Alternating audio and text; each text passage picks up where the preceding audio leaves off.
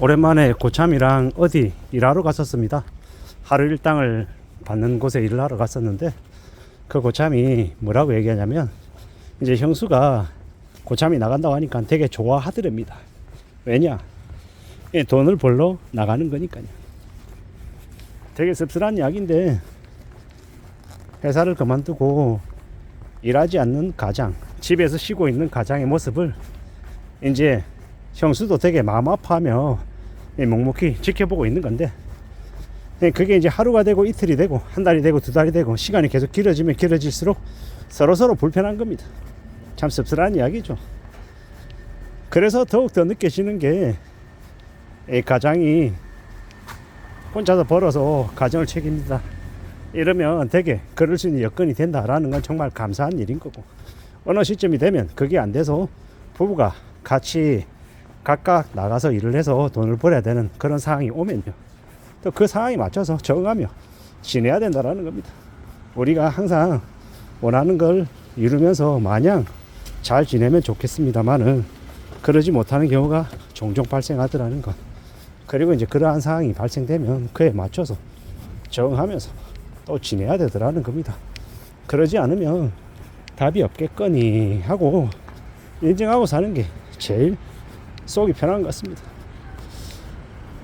우리가 일을 하고 돈을 벌고 하는 게 별거 아닌 것처럼, 되게 뻔하고 당연한 것처럼 이야기하지만, 그러지 못하는 처지에 놓여 있는 사람들에게는 되게 곤욕스럽고 되게 힘든 일이다라는 걸 우리는 잘 알고 있습니다.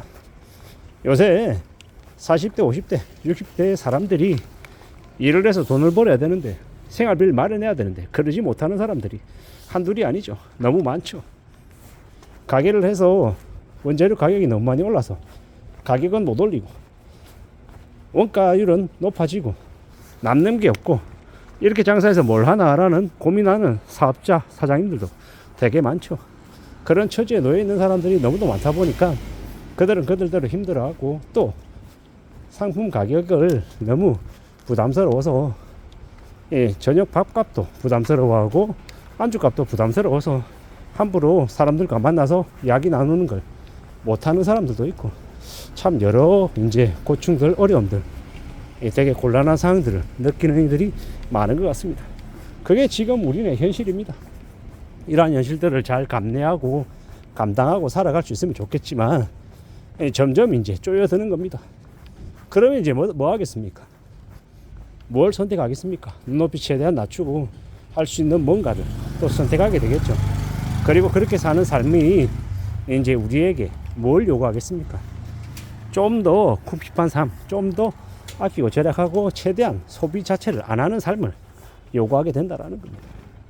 저도 이제 그 고참이랑 같이 이제 어느 지방에 가서 하루 일하고 왔는데요. 출발할 때는 그 고참이 산 이제 캔 커피 마시면서 이동을 하고, 올라올 때는 또 제가 산 캔 커피 마시면서 올라왔죠. 점심은요, 그 지역의 구내식당에 가서 식사를 하고요. 올라올 때는 저녁 식사를 할 시간쯤이었지만 서로 말하지 않고 그냥 넘어갔던 거죠. 뭐 밥은 좀 늦게 먹어도 되고 집에 가서 먹으면 되니까요. 괜히 좀 여유 부린다고 각자 밥을 먹으면요, 그럼 얼마입니까? 그러면 이제 둘이 먹으면 아무리 싸게 먹어도 만원 하면 2만원이죠. 뭐 2만원 가지고 그러냐 구질구질하게 이렇게 말할 수 있지만, 또 어떤 사람들은 그 만원, 2만원이 결코 적지 않은 겁니다. 그렇기 때문에 저도 그걸 알고 있고 그 고참도 그 상황을 알고 있기 때문에 서로 양해하고 이해해 주는 거죠. 제가 밥을 먼저 살게요, 혹은 그 고참이 내가 살게, 혹은 우리 각자 내서 먹고 가자, 이렇게도 얘기 안 하는 거죠. 뭐 저의 상황도 그닥 좋지 못하고 그 고참의 상황도 마찬가지라는 걸 서로 알기 때문에 말하지 않고 그냥 느끼는 겁니다. 이게 지금 우리네 보통 사람들의 현실이다라는 겁니다. 이걸 어떻게 봐야 되겠습니까? 과연 저와 저의 고참 두 사람만의 상황이다라고 말하기에는 조금 어렵죠. 어쩌면 저나 그 고참이나 지금 이 대한민국을 살아가는 가장 활발하게 활동하고 가장 애 키우느라고 돈 많이 들어가야 될 시기에 사는 가장들인데, 우리 앞에 놓여져 있는 현실은 절대로 녹록치 않더라는 겁니다. 많이 빡빡하더라는 겁니다. 그런 걸 보면서 마음이 조금 안 좋기도 하면서 또 다른 한편으로는 어떡하겠나, 이런 상황에 맞춰서 적응하며 지내야지, 여기에 맞춰서 또 살아가는 거지. 지금 찬밥 더운 밥 혹은 뭐 배부른 소리 할 그런 처지냐, 이런 생각들도 들더라고요. 왜냐, 이 가장들이 그렇게 해야 또 가족들 근사하고 책임지고 또 살아가니까요.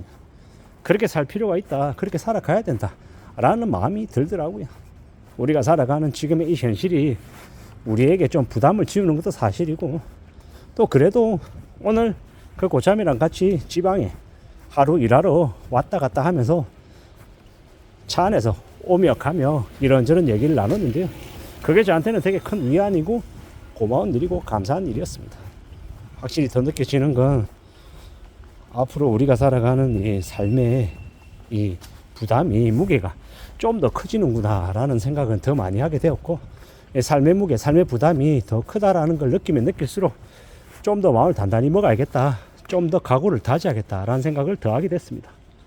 아, 저에게만 힘든 상황이 아니라, 그 고참에게만 힘든 상황이 아니라, 그 고참과 저에게, 우리 둘에게만 힘든 상황이 아니라 우리 주변을 둘러싼 많은 사람들에게 다들 이 힘들고 어려움이 주어진 거구나 라는 생각이 들었습니다. 요즘 롯데도 안 좋다 그러죠. 현대도 안 좋다 그러죠.